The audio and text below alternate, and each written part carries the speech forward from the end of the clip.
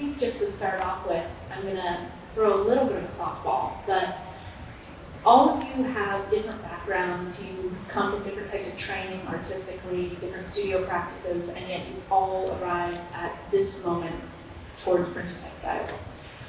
You use different types of printing, obviously, and different types of textiles, but I would love if all of you could talk about how you reached sort of this moment. I mean, in the sense of why printing or why textiles? What did they bring to your practice? And what drew you to them initially? So. I originally came to printmaking through wallpaper. I was just inspired about 20 years ago. I was seeing a lot of wallpapers, and I always have been drawn to vintage textiles, and I thought, I want to do that. I want to create my own wallpaper. So I just went on YouTube, taught myself how to print it, and it's just been, like, my practice is slowly, I was a painter, primarily a painter, and now I'm more of a printmaker. And I still have a kind of a hard time kind of coming to terms with it, but I love the flexibility of the material. So that's how I came across it.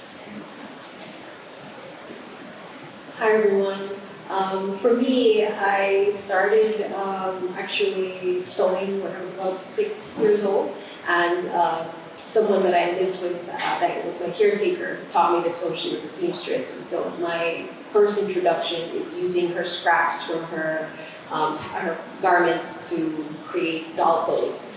And fast forward to my undergraduate career in learning and getting, I guess, officially trained, I was introduced to printmaking. And so my undergraduate degree really gave me a fun introduction to how the possibilities and how you can incorporate print, the immediacy of it in so many different ways. And so for me, it was almost natural to put these two things that I've, at the moment, grew to love, printmaking and sewing. That was kind of just a pastime, something I enjoyed and felt like home coming from Jamaica.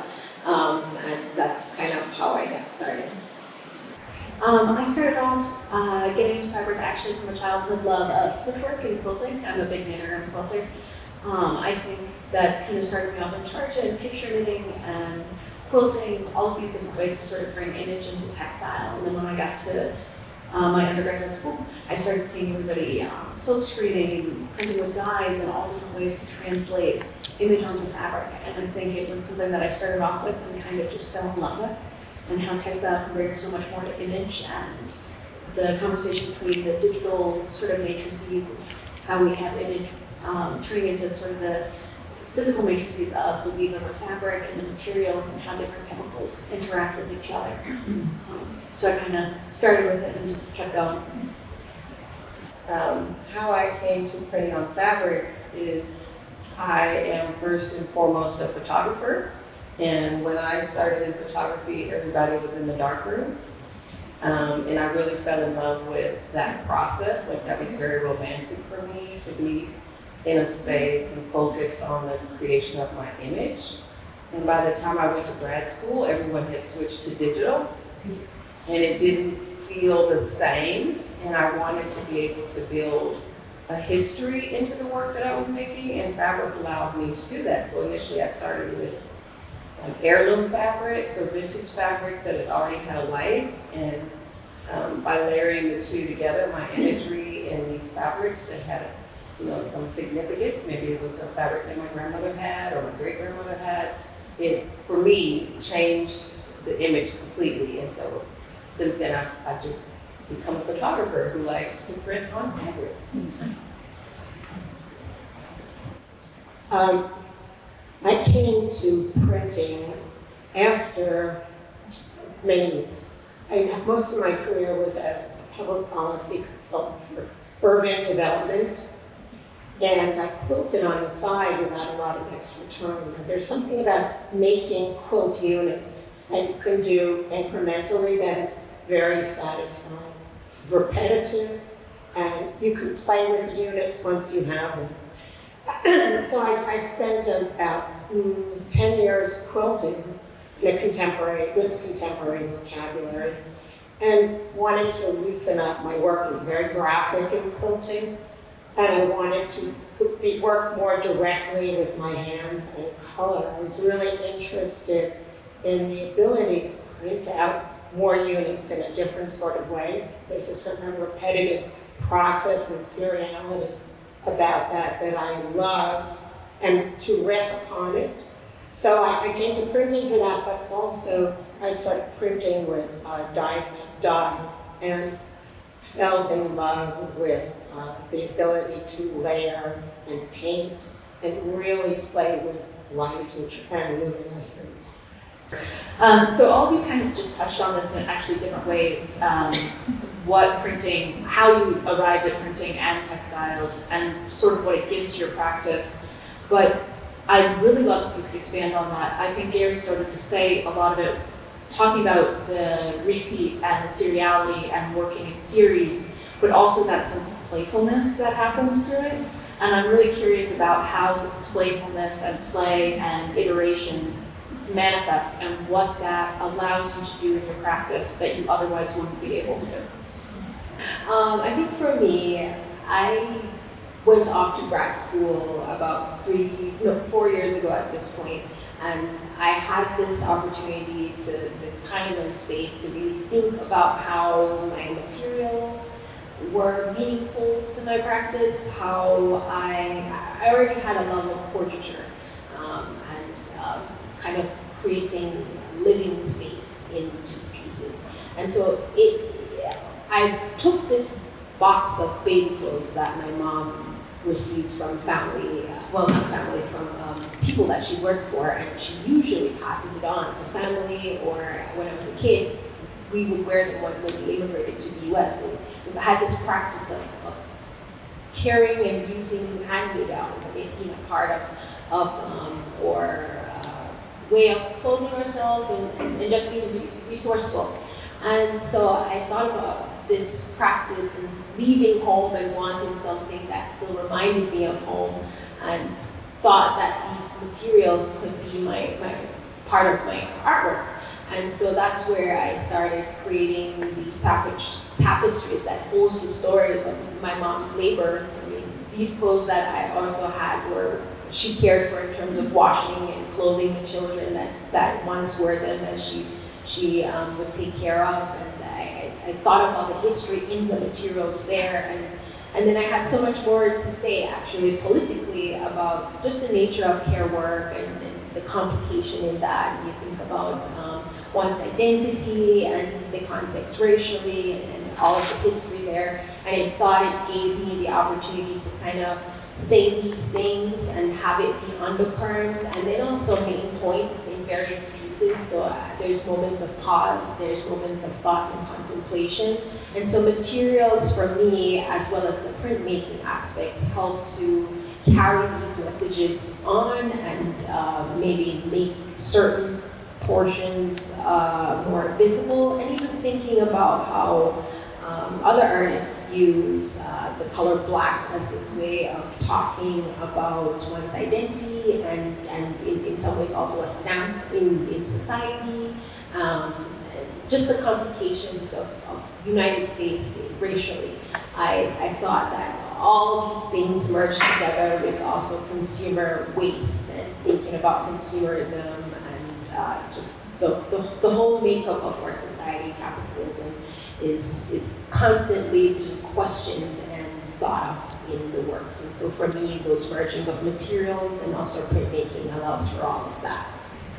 I think for me, especially the conversation between the repetition of printmaking or making multiples, working in series, versus what we come to expect of textiles and patterns to, be able to buy yardage and have something that's so continuous, really brought in this new element for me of saying, yes, it's continuous, but it's not manufactured. It's hand done. How can, in every single repetition of it, we bring in the hand of the person making it and the physicality of working with giant silk screens, bringing images and colors all together to create these sort of patterns.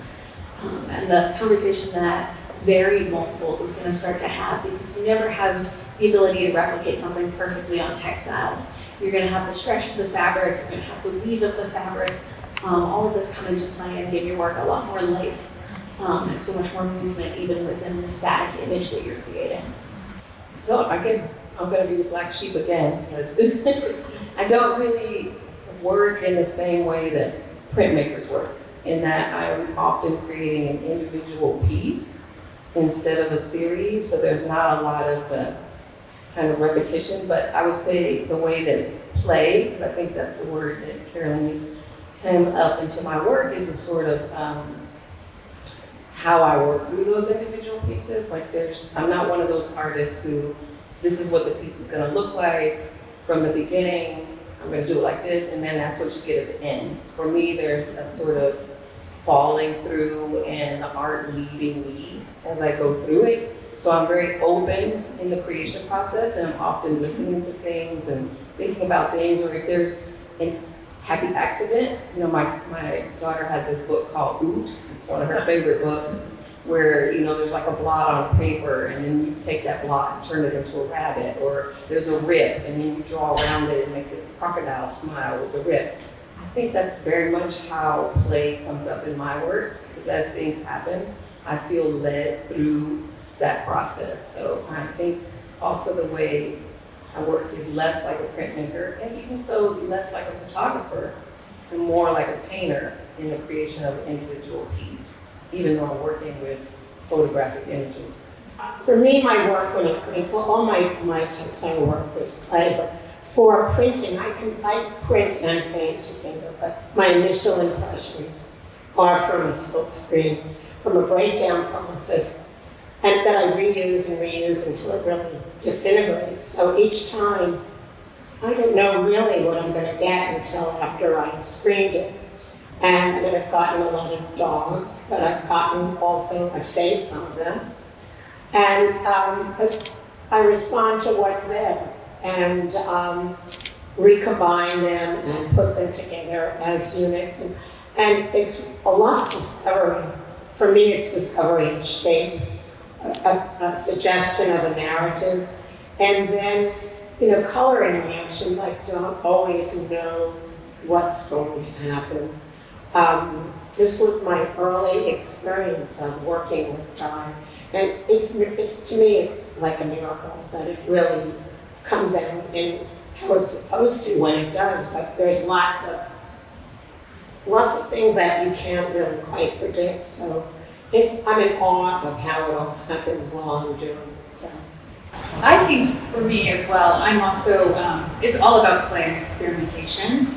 And I identify as a painter, so I don't worry about registration at all. I don't have any form of registration. I'm just like, I need something there, I need something there. And like Letitia said, it's all about call and response. Like you make something, you look at it, you're like, I'm gonna change it, I'm gonna do more polls. Maybe I need to paint over that, and sometimes things are left. I have a lot of heat used in my practice, so I'm burnishing foils onto surfaces, I'm printing on top of those. I can get real even surfaces if I use a certain type of heat press or iron and the amount of pressure. So there's a lot of experimentation in the process. So a bunch of you actually just started to touch on this, but I'd love for you to talk about how you interact with color, because I think all of you use color in really different ways, but it's really integral to what you do. And not to put a crystal on the spot, but I think just as a softball of an example of this is that in your work, the figures that are rendered in black ink in the woodcut versus the figures that you're making through applique color, there's a strong distinction there, and the choices that you're making as far as the colors that you're using and what is and is not colored, and for everyone else as well. Yes, so when I'm working with the fabrics, I use what I have. The color choices are made for me based on what I get. So in the series that you guys hear, the work has all been pre-planned in that these fabrics, and these were all garments from children that my mom would care for, and so I had just a pile of lots of girl clothes and a few pieces of boy clothes, and then someone donated some fabrics that would have been put in landfills for reupholstering sofas, and so this idea of the domestic space and things that would have lived in the domestic space becomes the material choices that I have. And then I kind of have to make sense of it. And so oftentimes I'm playing with skin tones, very much like a painter would, taking a lot of the principles of painting and how we're placing fabrics to create tonal value. So in each area I have maybe about 3 or 4 different garments that create, say, a cheek and the head and everything that happens in a face. And you start to see how things can get rounded and have depth. And then in contrast, the areas that are printed, some of them I have a layer of full fabric constructed face, and then I'm printing on top of it. And so the black that I'm printing on top of it, very much like Letitia mentioned, I'm not, although I have this very extensive printmaking background, I wouldn't call myself fully a printmaker because I play so much in how I use my printing. There's usually not a whole lot of duplication in that each piece is a separate block that I'm almost using like huge stamps. And so in the areas that I'm printing on these figures, it is to stamp the skin as one that is of color, someone that is of dark skin tone or medium skin tone, considered black. You come into a space, you readily see my skin, and maybe you may not comment, but yes, visually it's there. And so I constantly like to discuss that and how that plays in society, especially in the care workspace, how often it's a lot of Jamaican, Caribbean women that are doing this work, and also people of Hispanic descent. And so I think about that within the materials. I'm constantly playing with how I can use pattern to create various planes of space. So how would I describe using greens or to describe brown skin and then having black as this other layer, and then also describe the room space. How can I create a pouch out of these fabrics and having these multiple, maybe 3 or 4 pieces to construct space. And so I'm pushing and pulling with the printing and the placement of these various colors of fabric to kind of distort the mood, but then also emphasize certain areas that becomes very clear. Color is so important to me in my work. It's usually fluorescent, phosphorescent, metallic, so I can't really talk about color without talking about light. So, and it's extremely difficult to photograph because it is highly metallic, and depending on where you are or the viewer is in the room is how they experience the work. So depending on where you are and the time of day, like in the mornings and at dusk, they're super sparkly, and in the afternoon, the sort of fluorescence come forward. So it's really interesting to look at the work throughout different times of the day and different spaces. And then of course I'm adorning things with crystals and velvet flocking. So I use flocking as it goes back to my love of vintage wallpapers and that sort of historical context in printmaking. But it also, you want to touch it, it absorbs the light. But then it also, I usually use a black flocking, I love that, just dark, sensual color, but I have used yellows and greens and others, so it really just depends, But I guess what I'm trying to say is the color does take an ordinary object and make it extraordinary. And I'm really interested in that sort of, like, how can I look at something differently? So on the one hand, I feel as though I work mostly in photographic imagery and a 4-color process called CMYK, where we take a digital image and then break it down into 4 layers, and then you can screen print with primary colors, yellow, blue, red, and then black as a final color, to create almost photorealistic images. So on the one hand, yes, I should have complete control. I could do all of this, and I think this again is kind of where play came in for me. Is a lot of it is in the initial phase of setting up image collages, taking pieces from different photos that I've taken throughout my life, that my family has taken throughout my life, and recombining them. And then I have what I could theoretically recreate in almost the exact same way with very precise colors. But my work talks about a lot about the interaction between the digital and the physical. So when I have digital images or photographs that I've scanned and turned into digital images that I then have on a computer, the computer is thinking about it in one way. It's breaking down color in a way that doesn't, it takes a little bit of practice for us to get used to, whether that's RGB or CMYK, all of these things, different mathematical systems also for how it's then going to communicate that to you and what you have to do to change it. And then within that, getting to take that and translate it back into physical fabric and getting to see and understand the differences between what we perceive as primary colors versus what digitally are primary colors and how that's going to change throughout iterations. A lot of my work, I will, including the work downstairs, I take a photo collage, I'm going to screen print it in various different colors, and then I actually scan that. So I took a digital image, I made it physical through printmaking, and then I'm rescanning it and then reprinting it again. So it's taking digital colors, turning them back into physical colors that I have control over, and the sort of back and forth and how we talk about that, how I communicate that with the computer, and how the computer communicates that to me afterwards, and sort of what it ends up being when it comes out on the fabric. So I started as a photographer, I'm still a photographer, but when I was in undergrad, I was shooting documentary, which is, like storytelling. And part of the training for that is to sort of develop your own language, your own style. And what I really gravitated to was a kind of color that reminded me of the Deep South. So when I was shooting, I would often use a film called Portrait, which was designed for portraits so that it would render correct skin colors. But I would use it for street photography because the colors would come out sort of like, if you've ever been to like Louisiana or Mississippi, and that's where my parents are from. My mom's from southern Louisiana and my dad's from the Mississippi Delta. The colors down there are a little bit different.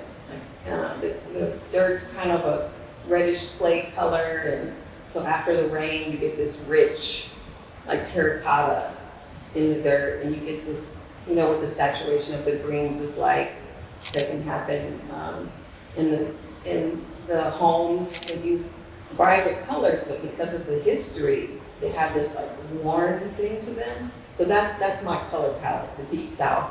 And I still use that in the work today. So a lot of the images that we have here, the portraits were shot with vintage bed sheets. So they have this like worn out thing, even though it's a vibrant, beautiful color, it's got this history to it.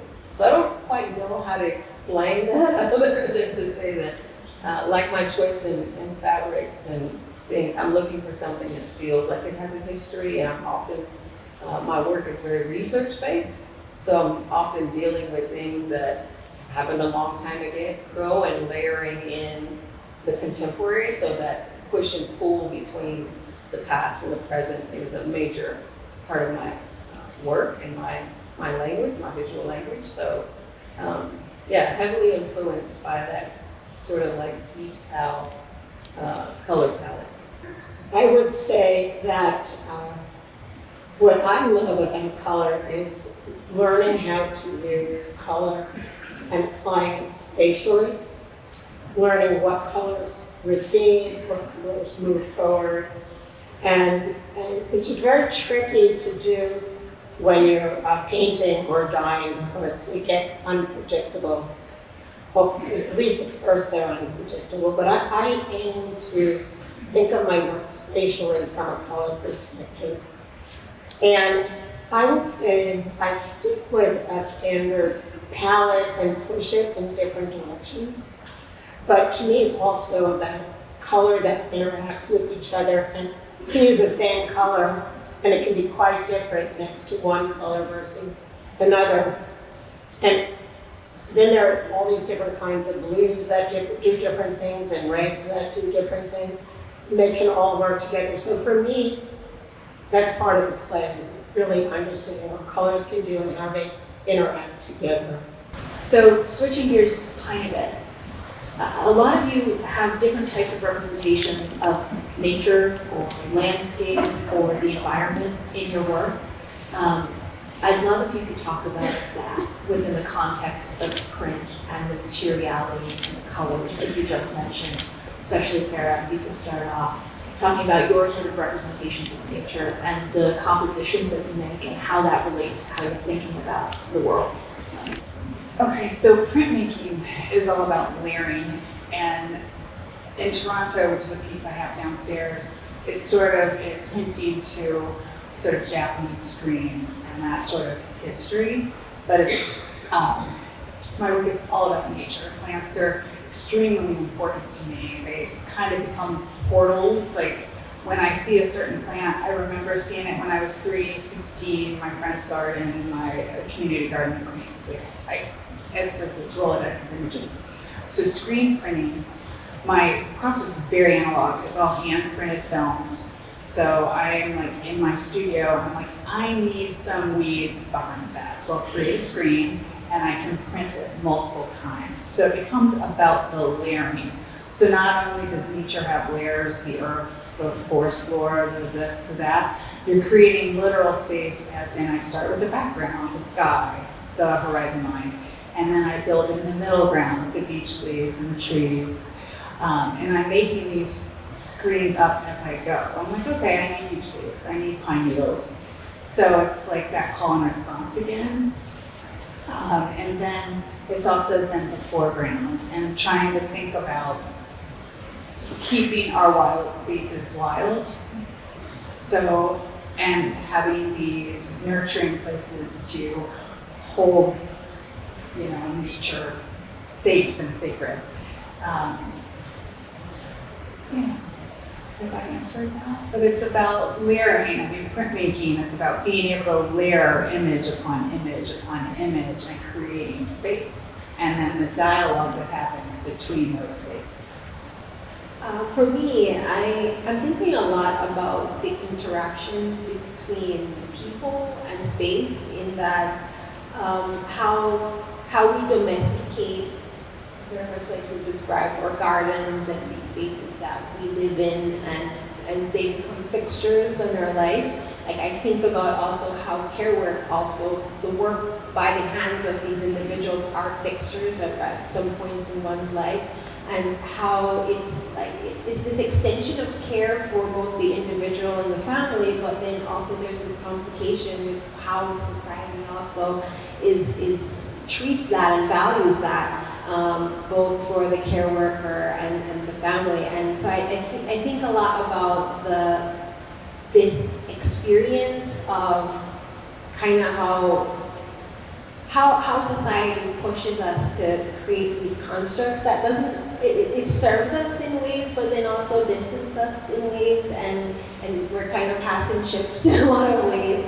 And so I think a lot about that in the work. And so in each piece, I'm often flattening space, the domestic space, and creating a lot of vibrancy in the figures. And so they often stand out a lot. And in some areas, and like when you get in the interiors of a home, I start to get a little bit more complicated, complex in the description, because I think this is where we start to get even more intense in our domestication of space and how we form our lives around these things that we have, and how temporary and also impermanent both our lives and space is, but we invest a lot into it.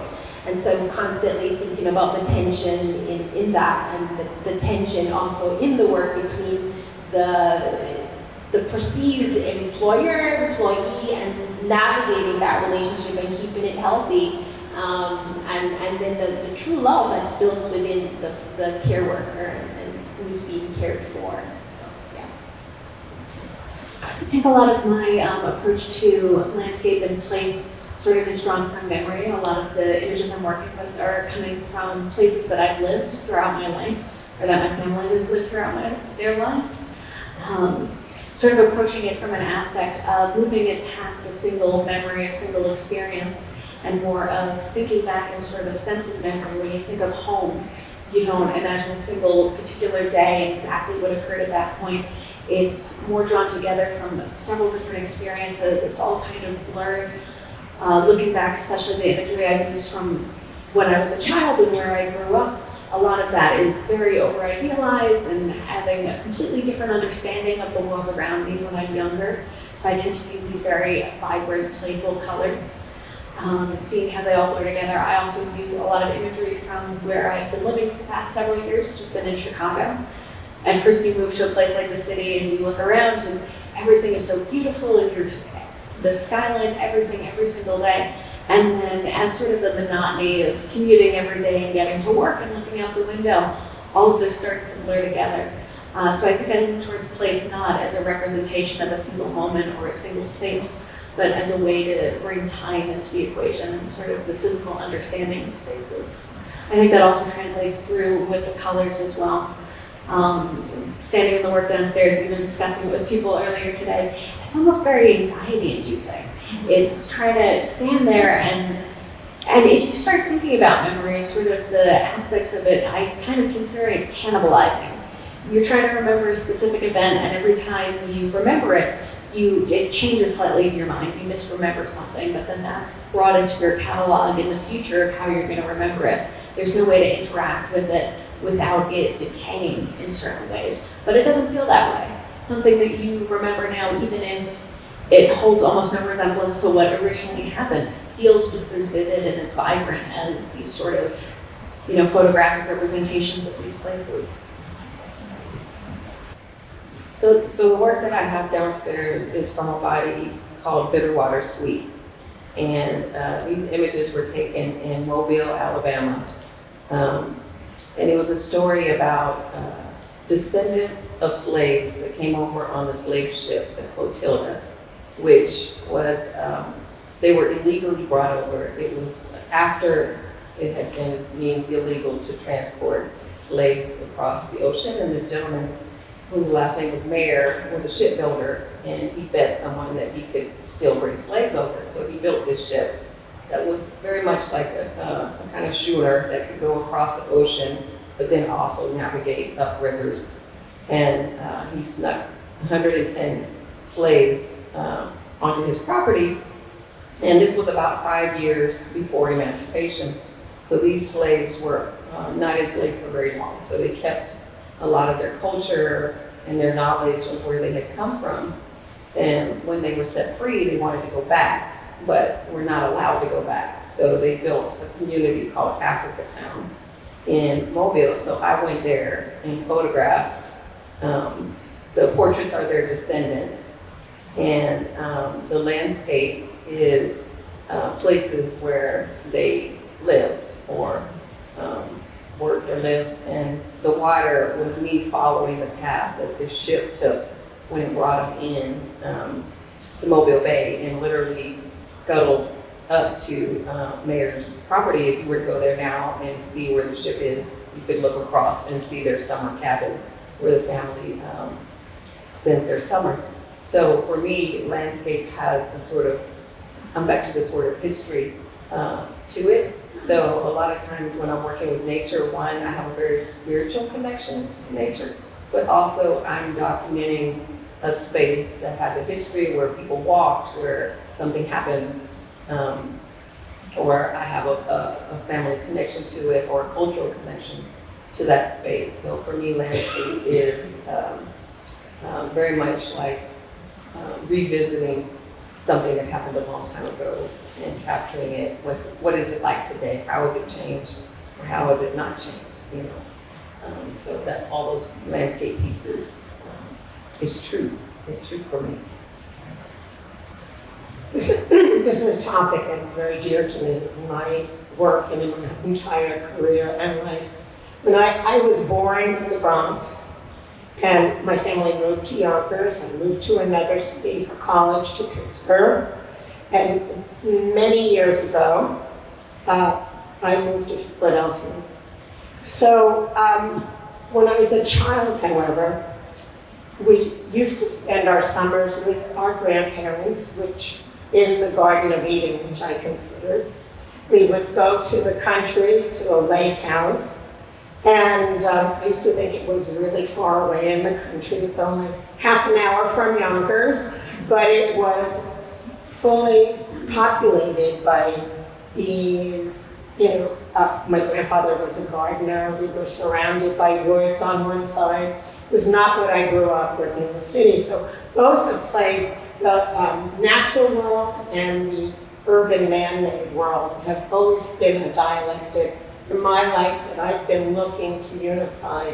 And in my prior career, actually, I spent a lot of time investing and helping communities develop open space in new ways, and parks and organizations to support parks in cities, I should say.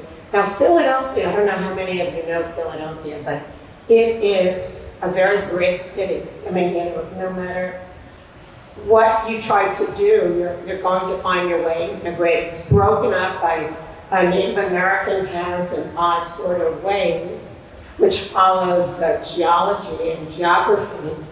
But it intrigues me. The grid is, as much as I have tried to get away from it, it's in my own fiber. The series that I have downstairs is called Urban Fabric, and it's made with impressions from a grid screen, a large grid screen. You've probably all seen the plastic grid screens used around edges of landscapes or fields or smaller ones. So, but it became a challenge about how to break up the grid with that impression as well. The only thing I'll add to that is my focus is certainly on landscape, whether it be urban or the natural world, or a combination of, or anything along the spectrum, but it's been a community. So for me, I've traveled all over this country for my work. There's such different character and culture and community in different parts of America and different parts of our world. And it's a combination and interaction of people and place that creates that flavor. So I started being more direct about the insertion of direct references, or you'll see a couple of pieces that absolutely look like people. And I've come more to move to abstract figuration in later work. But it's a blend of the two. So the next question I want to ask is really directed towards Gary and Emily primarily, but if the rest of you have anything you'd like to chime in, you're welcome.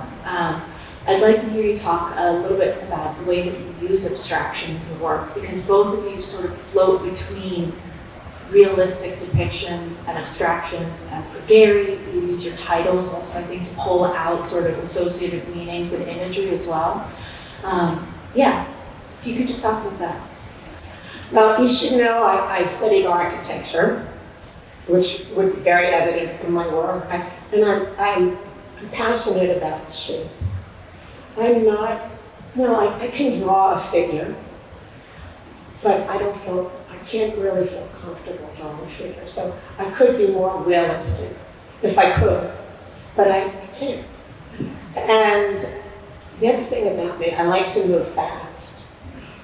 And there's something about shape and moving fast that appeals to me.